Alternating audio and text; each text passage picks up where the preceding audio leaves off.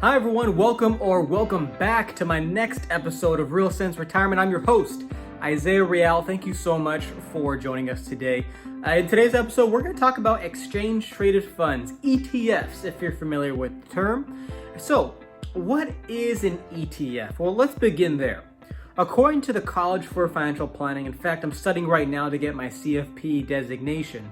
And so an ETF is an index fund that can be bought or sold in market transactions throughout the trading day. So simply put, if you go online, if you have a brokerage account, let's say Charles Schwab, TD Ameritrade, something like that. If you go on there to try to make a trade, most likely is you're going to see a plethora, quite a few different types of ETFs you can invest into. So ETFs are very common throughout the marketplace. And for a lot of folks, they choose to invest into those types of investments for their portfolio. So let's dive deeper. How are they created?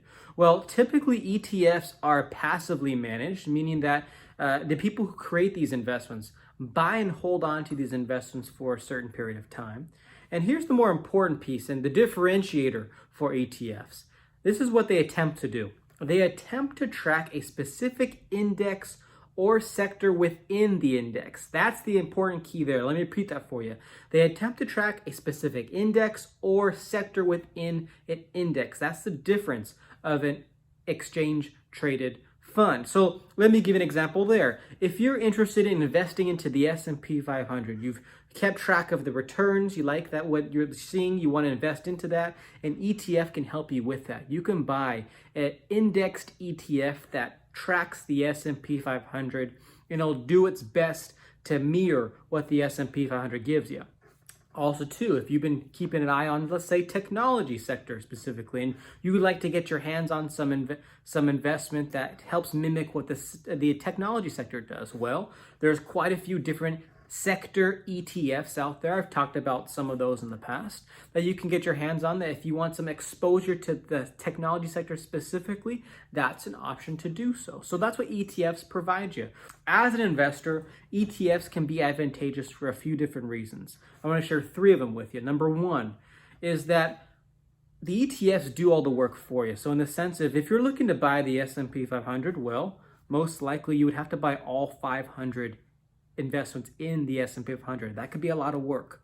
These ETFs cut out that for you. They'll take care of all the work for you.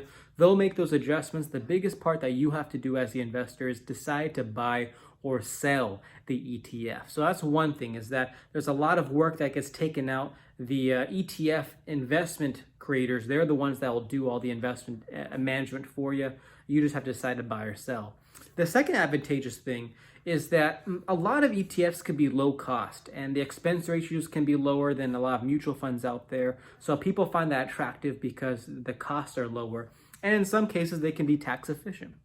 And the third thing too as well is that for some folks who like to take a little bit more of a risk and a gamble, you can use ETFs and you can buy them on margin, or they can be sold short too as well. So if you're a short seller and you think that investment's going to go lower, you can use ETFs to help provide that for you too as well. So that's a little bit of information about ETFs. I want to share that with you today.